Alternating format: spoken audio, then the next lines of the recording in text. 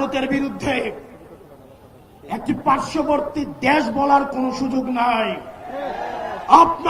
দেবিদ্বারের জাতীয় নাগরিক পার্টির মুখ্য সংগঠক হাসনাত আব্দুল্লাহর নির্বাচনী প্রচারণায় অংশ নেওয়ায় দুই ব্যক্তিকে সন্দেহভাজন মনে করে আটক করেছে পুলিশ।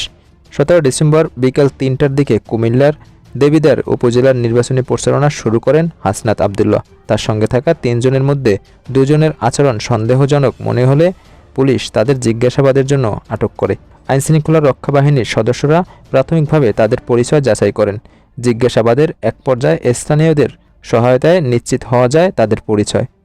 আটককৃতরা নির্বাচনী প্রচারণার সঙ্গে যুক্ত ছিলেন এবং পরে স্থানীয়দের সহায়তায় তাদের পরিচয় নিশ্চিত হলে ছেড়ে দেওয়া হয়। পুলিশ জানায়, নির্বাচনী পরিবেশ সুষ্ঠু রাখতে এবং প্রার্থীদের নিরাপত্তা নিশ্চিত করতে তারা সর্বোচ্চ সতর্কতা অবলম্বন করছে। সন্দেহভাজনদের বিষয়ে তাৎক্ষণিক পদক্ষেপ নেওয়া হলেও যাচাই শেষে নির্দোষ প্রমাণিত হলে কাউকে হয়রানি করা হয়নি। ঘটনার পর হাসনাত আব্দুল্লাহর প্রচারণা কর্মসূচি পূর্ব নির্ধারিত সময় অনুযায়ী সম্পূর্ণ হয়। তবে এ ঘটনায় স্থানীয় রাজনৈতিক অঙ্গনে সাময়িক উত্তেজনা ছড়িয়ে পড়ে, যা দ্রুত নিয়ন্ত্রণে আসে।